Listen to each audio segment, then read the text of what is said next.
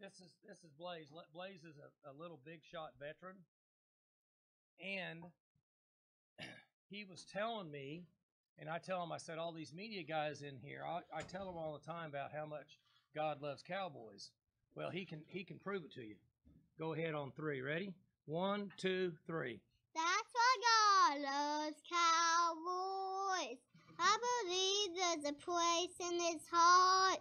'Cause when the herd needs tending, fences need mending, he knows they'll work hard on his great big ranch called life. 'Cause they love and take care of all of his creations, from the horses they ride to those broken heart honky-tonk angels. Ooh, that's why God loves Cowboys. Give me 5, Big Daddy. All right.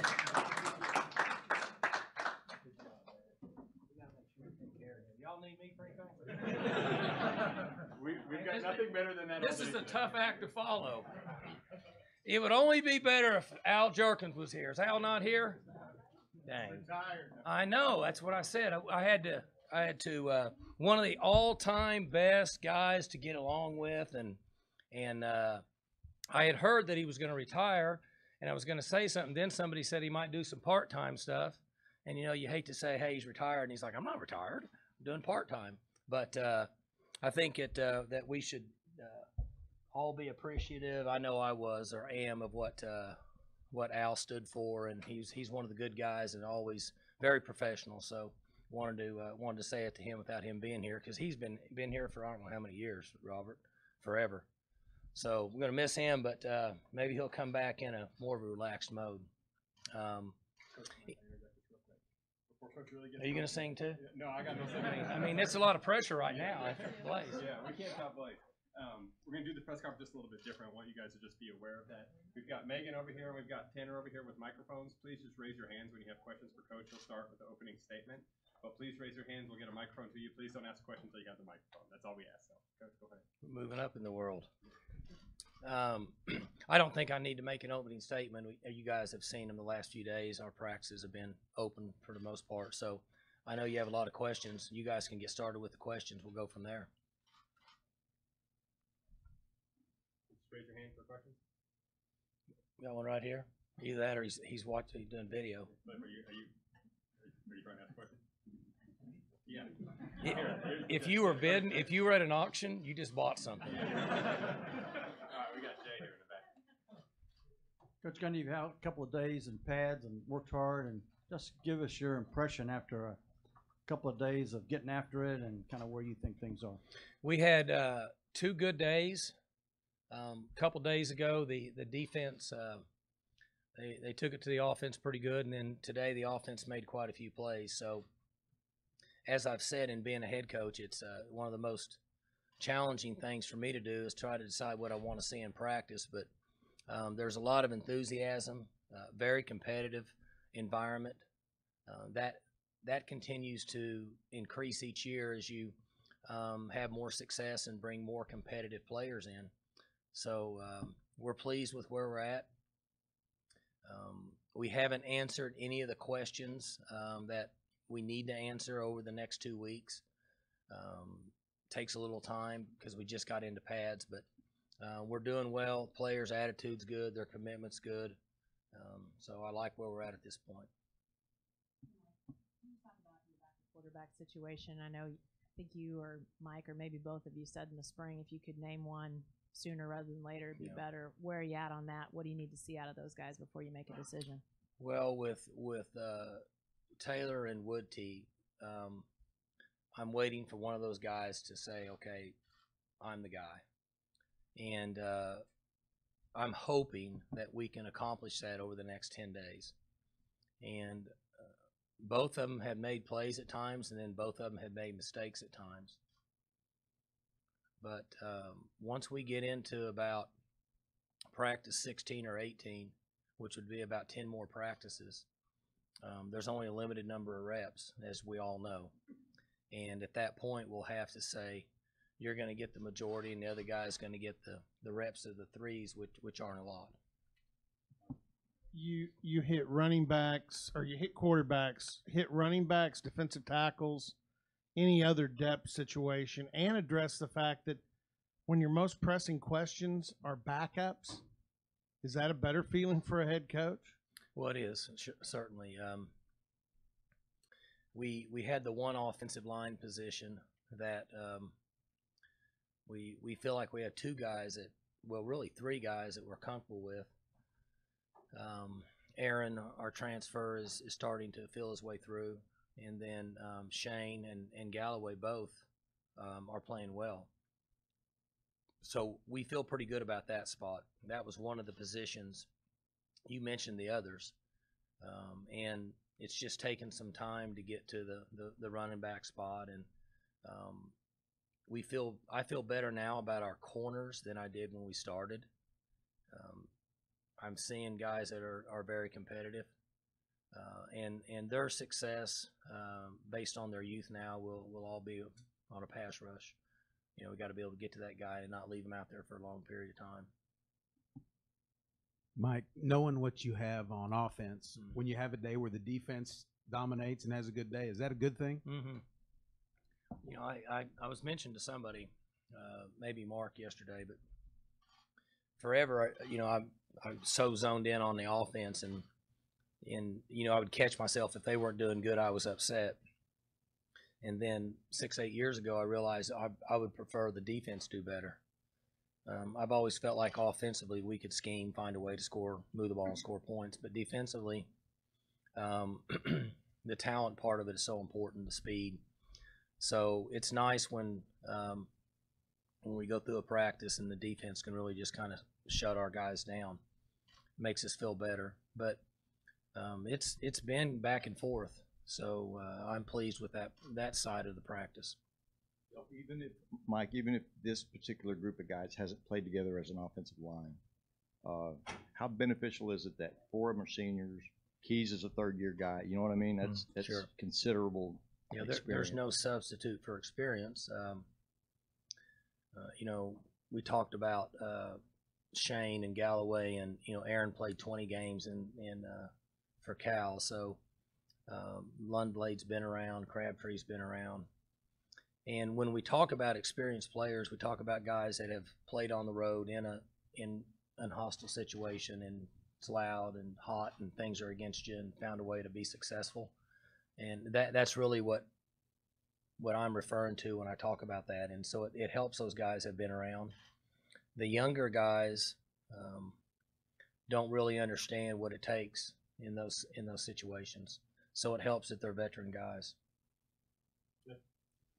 Coach, can you put into perspective the impact that Mike Leach has had on this conference, not only in the way teams play, but in the number of young coaches that are coming up now, with Lincoln Riley now being the coach at Oklahoma? Well, you know, Mike's tree, and you go back before him with Valdosta and all the way to Hal Mummy. Those guys were very innovative in the game, and the fact that they were willing to throw the ball in what most coaches would think would be unusual circumstances, which at one time was all the time. And so it's interesting how some guys from way back in that tree haven't adjusted as much, and then some of the younger guys have adjusted and built in the running game. But the principle and the concepts is very similar to what it always has been. But that is a very successful group that came out of that program years ago. You've talked a lot about being innovative off the field, not practicing as much, not hitting in camp. I'm curious about what's next for you in terms of innovation off the field, what you're working on right now that you feel like might be a little bit ahead of the curve. We made adjustments this year with practice, the new rules where you have to have 3 hours in between any physical activity or not. Was interesting, the different Power 5 conferences and their offices and how they read the rule. And so we changed a little bit what we did based on the way we thought that the rules should be read, and then we found out yesterday that we were correct in that manner. And so what that allowed us to do, even different this year, is we've reduced the time between the morning session and the afternoon session, and we've cut it back. So we bring the players over later, and they go home earlier. So they're getting 2 more hours of free time, and our coaching staff is getting 1 more hour at night home away from the office. And that is new for us this fall. I think, Mike, any list of the best quarterbacks in OSU history probably start from your period to current day. Where does Mason rank, and is he in position where he might be able to finish at the top of that list? That's a hard question. Fortunately, we've had some really good players here at a lot of positions. And what I said earlier at the media days is that he's going to be talked about as one of the best to ever play here. The debate could go on and who was the best, and at the wide receiver position or any position.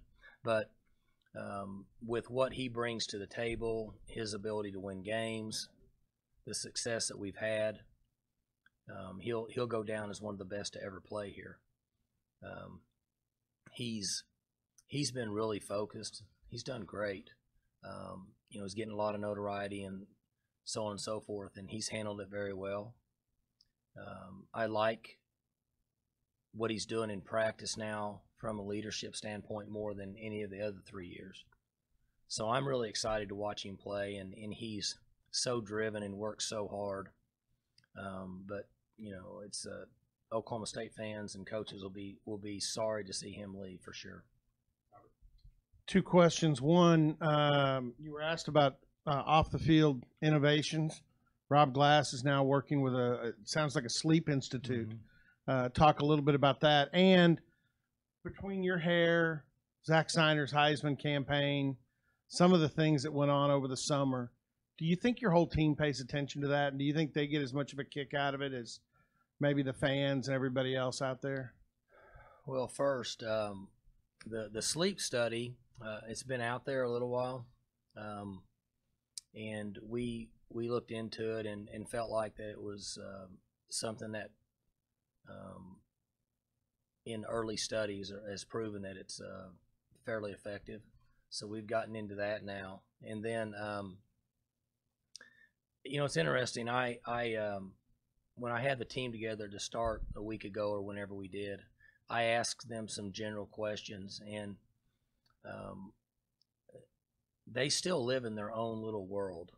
They're so busy with off-season training, and they're in summer school, and their metabolics, working out on their own, and whatever they have in their own life, that I'm sure they have an idea of some of the stuff that I do, but you'd be surprised that they probably don't pay a lot of attention to it.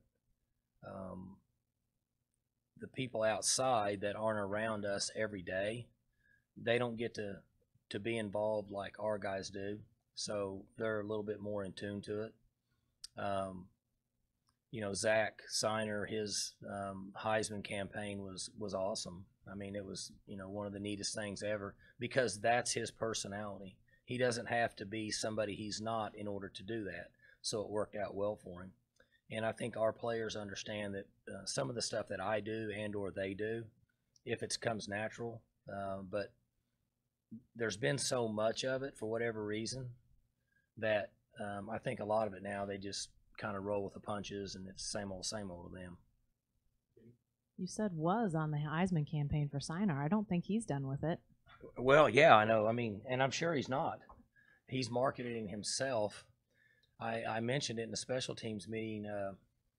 We had punt meeting the other day, and we were going over protection, and I told the team, I said, now you're trying to protect for a Heisman candidate here. You guys got to do a better job than that. And he stood up and he said, yeah, that's right. So he was ready for it then. Okay, now my real question. Sorry about that. Mm-hmm. Quarterbacks bring all sorts of different tools to the field, whether it's skills or personality traits. But Mason, on the personality side, is a pretty straight arrow, pretty business-like guy. How have you seen that impact just the way he is with the team, the way the team responds to him, that sort of thing? He's changed considerably over the last couple of years. What he did to get the team's respect was early in his career he played when he was hurt and when he was really injured. And at the quarterback position, the players respect that. So he got him on his side then when he would play injured, and then he's done it since then. He's had a couple pretty significant injuries, and he's played beyond the injury. But he is very, at some point, other than making Twitter videos in the summer at lakes, you see him do some stuff at the lake or whatever. But other than that, he's pretty straight line. You don't hear a lot. He's very driven, like I had mentioned earlier. He understands what he wants our team to accomplish, and he knows what he wants to accomplish, and it's hard to really get him off of that. So we're fortunate that we have a guy that can stay focused and lead the team. Mike, are there specific qualities for you, having been a college quarterback, that allowed you to transition into being a successful head coach in a different way than someone from a different position? I mean, I'm always going to say that guys that are quarterbacks could or have the best chance to be, whether it's a head football coach or in charge, because they're in charge on the field. And some of that is, you hear people say he's a natural born leader, or leaders are developed. I don't know if that's true one way or the other, but I know that a guy like Mason that's done this for so long, that's what he's used to.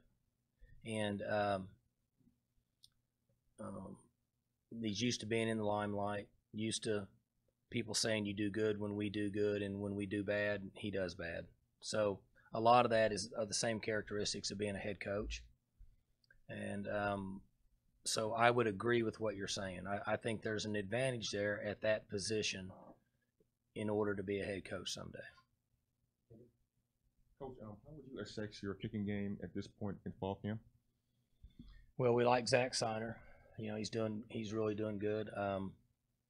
We lost Grogan, and so we've got two guys that are working at the PAT field goal, and we restructured a little bit of our protection.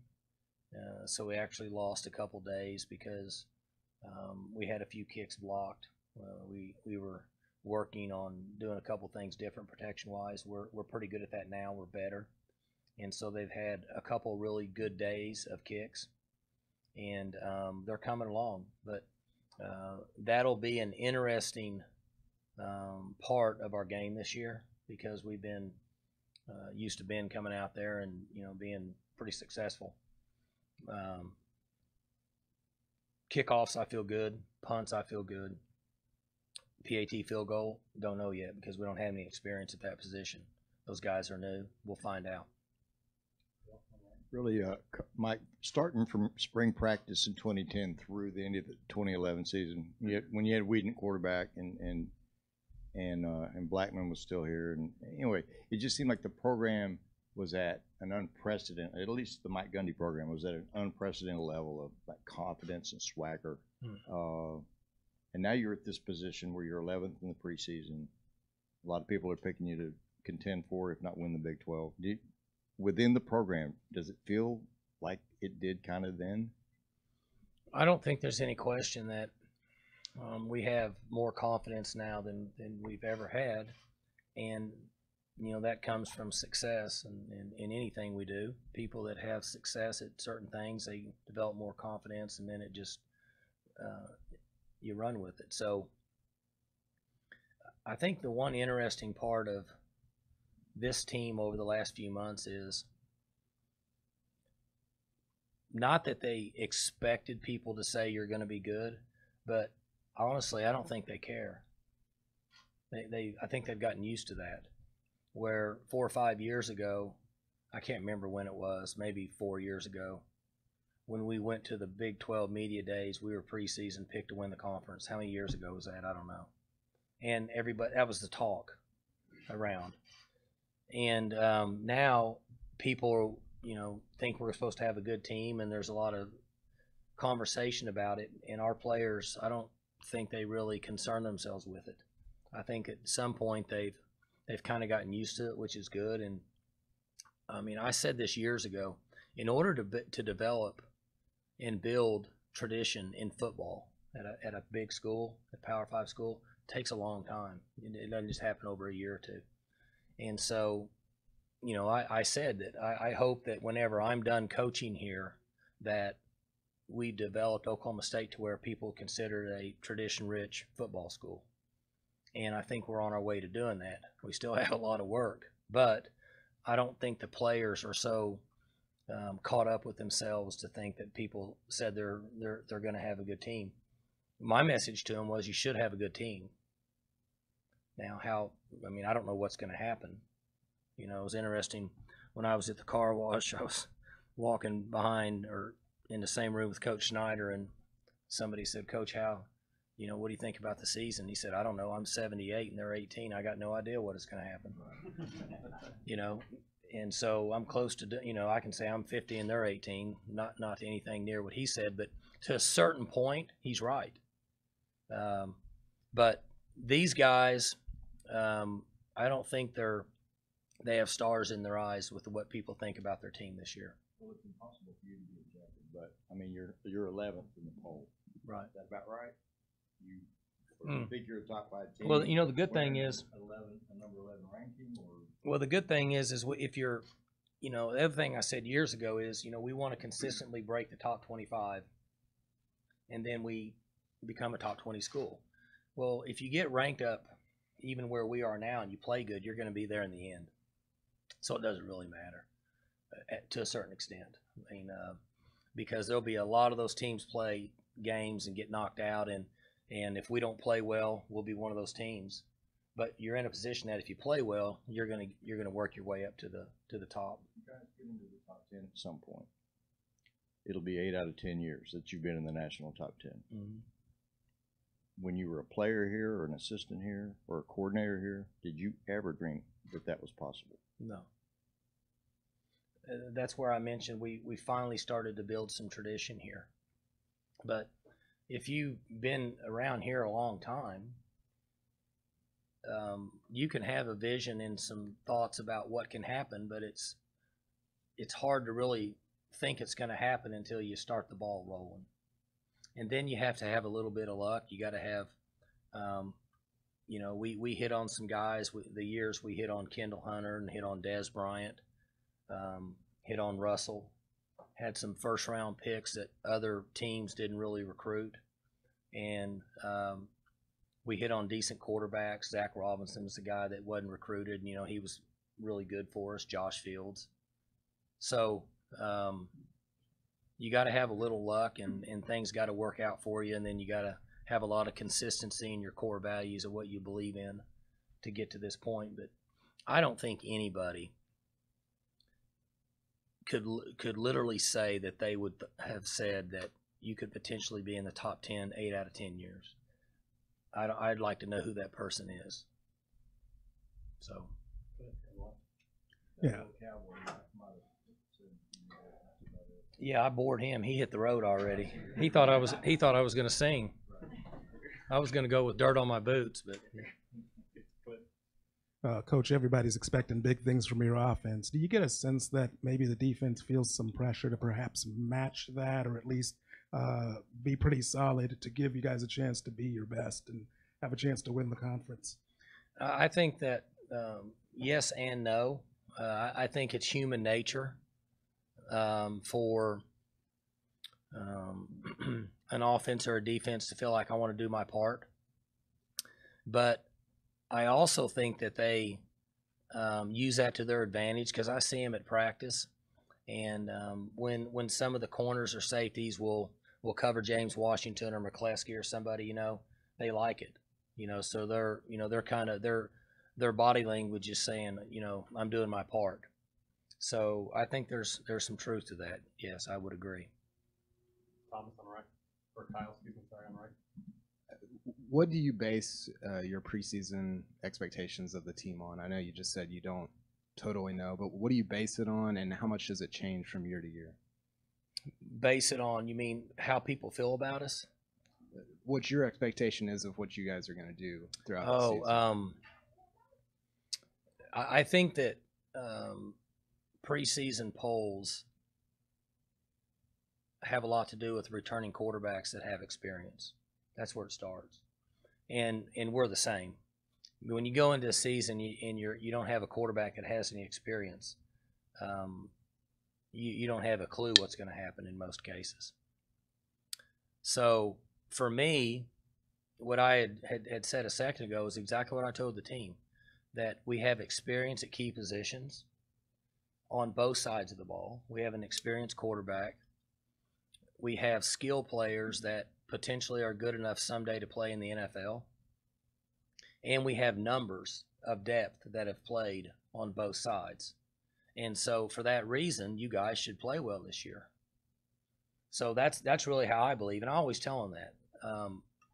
If we don't have that, I tell them, I said, you guys have a lot of ground to make up here because we really don't have a lot of experience.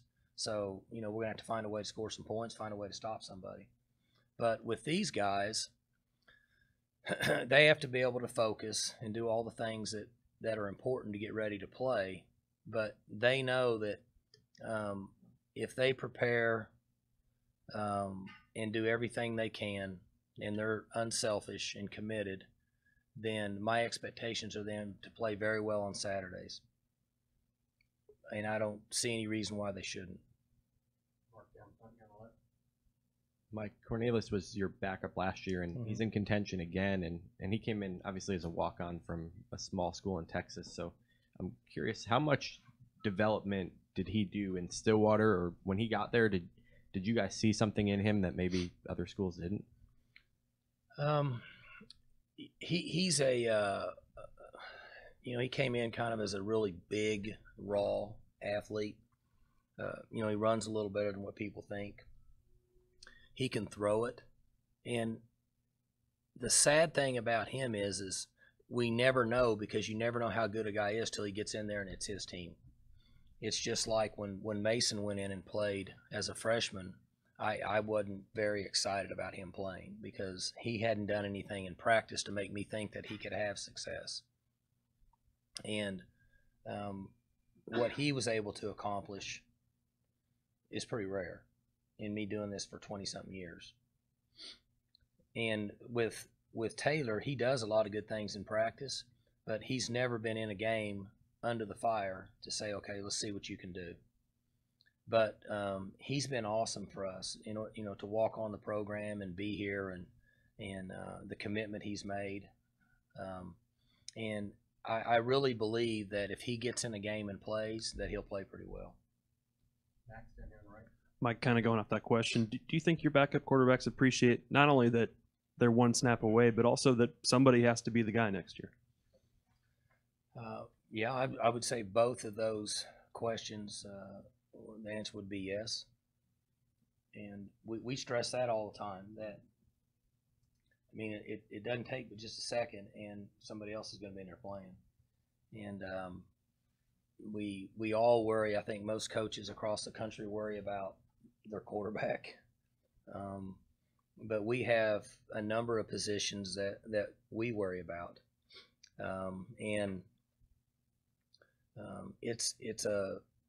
It's a difficult position because we can play 3 wideouts, 6 wideouts, 3 running backs, multiple defensive players. But the quarterback position, a lot of times you just don't play 2. The year we had JW, it was rare.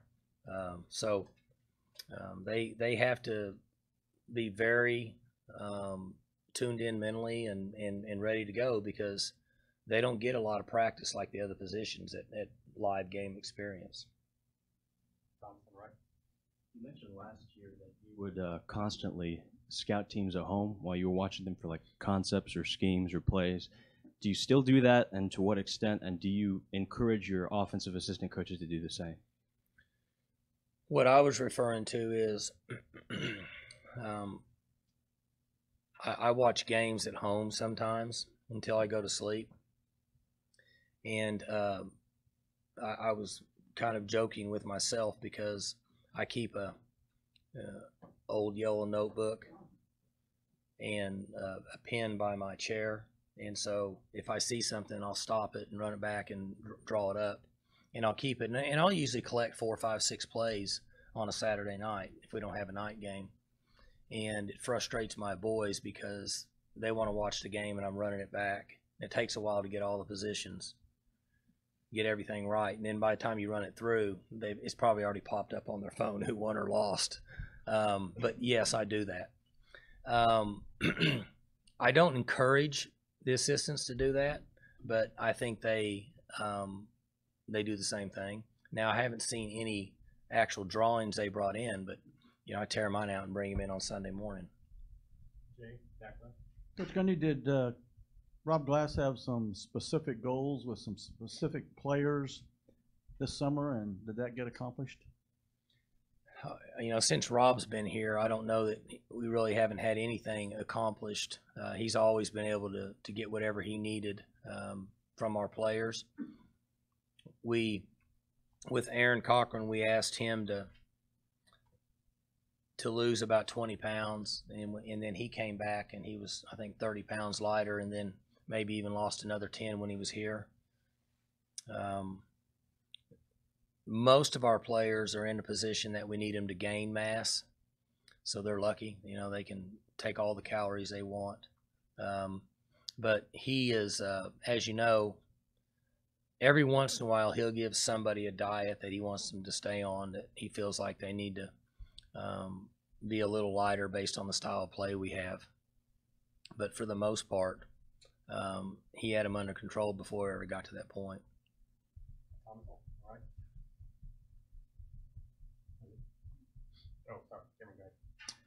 Mike, how have you seen Ramon grow since his move to safety? And also, what have you seen him help out with the younger corners in the secondary, and also Adrian being a new guy coming in?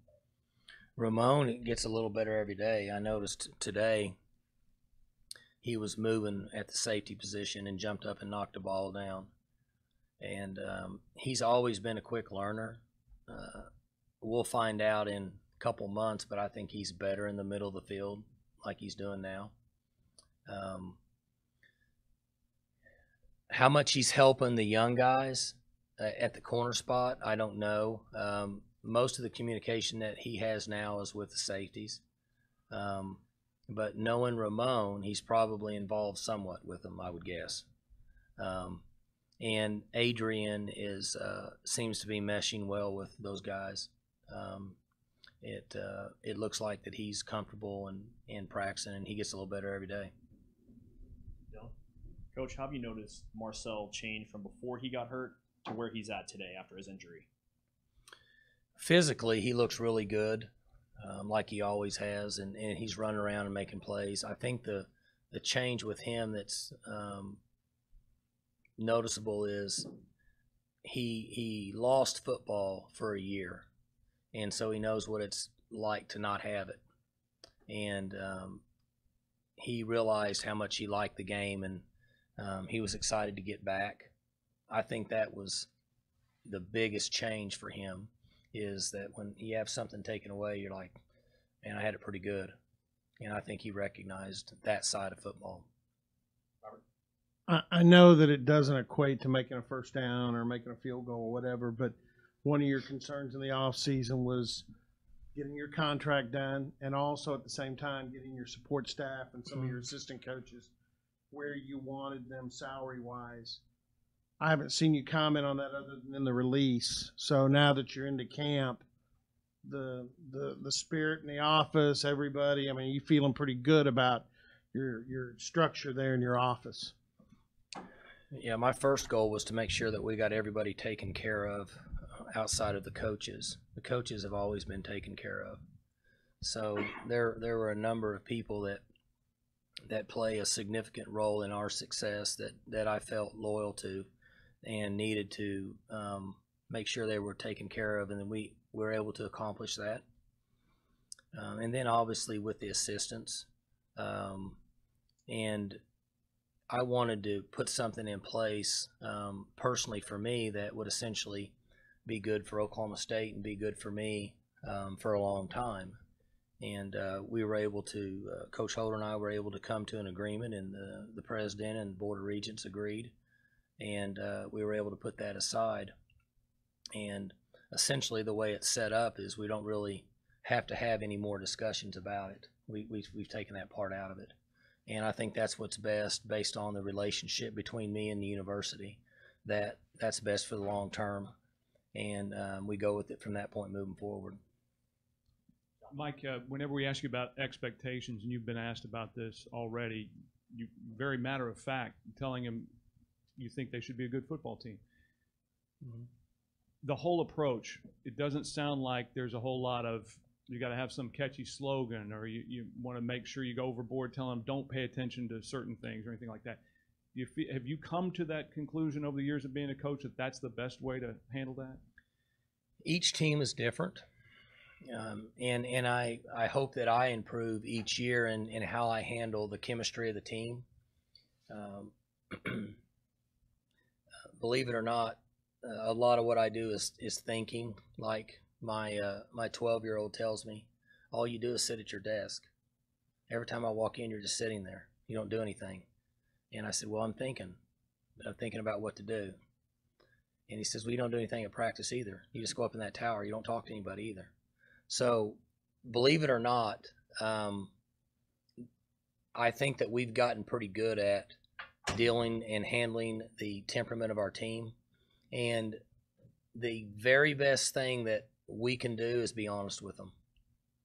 Years ago and or coach talk, you would come in and get them in a room and say, listen, you're not that good. You know, everybody's telling you you're good. You're not that good. You're average.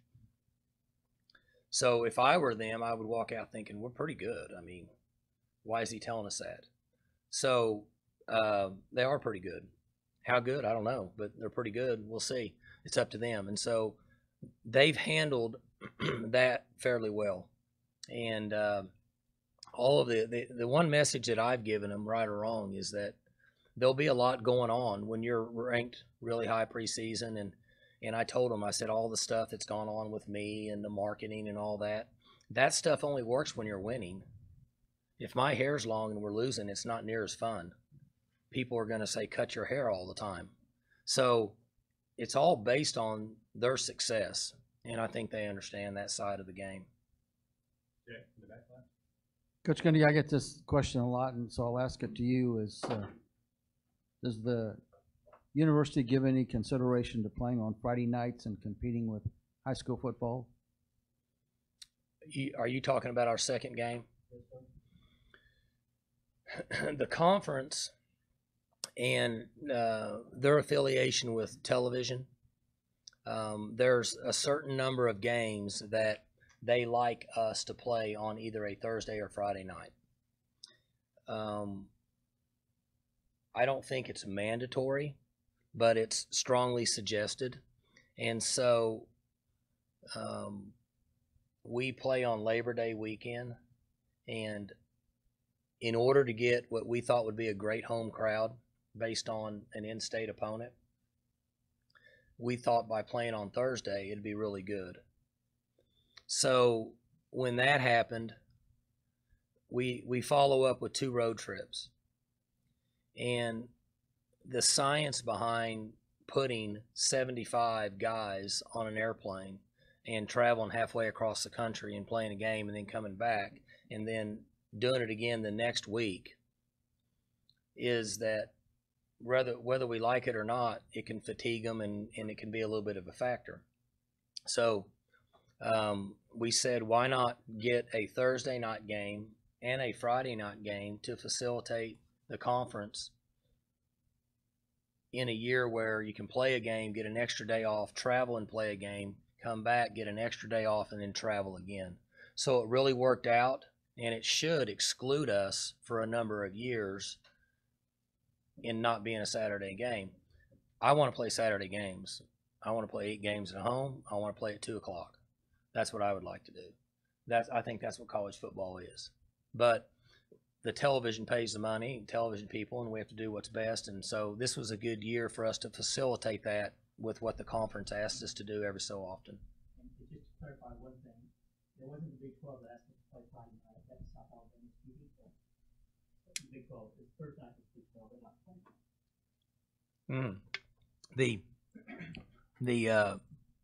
The Friday worked out well for us based on the 2 road games, and then if they bring it up in a year or two, I can say I just played on Friday night.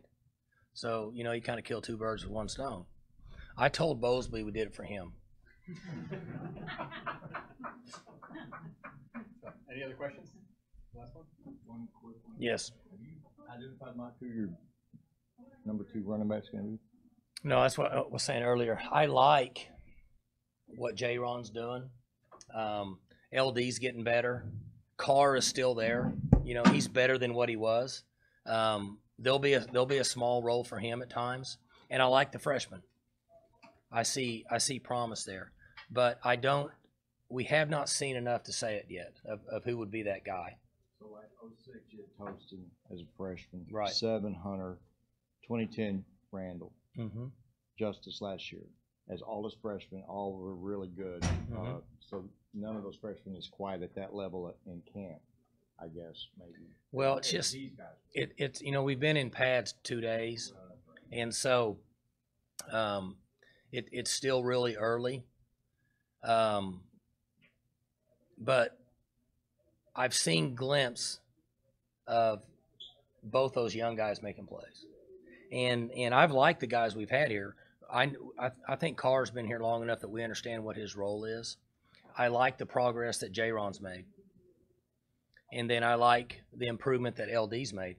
LD has been a pretty good runner, and at times has been successful. He needs to take care of the ball and prove to us he can take care of the ball. So we're not there yet, but I like what we're working with. All right, thanks, Good. guys. Appreciate you.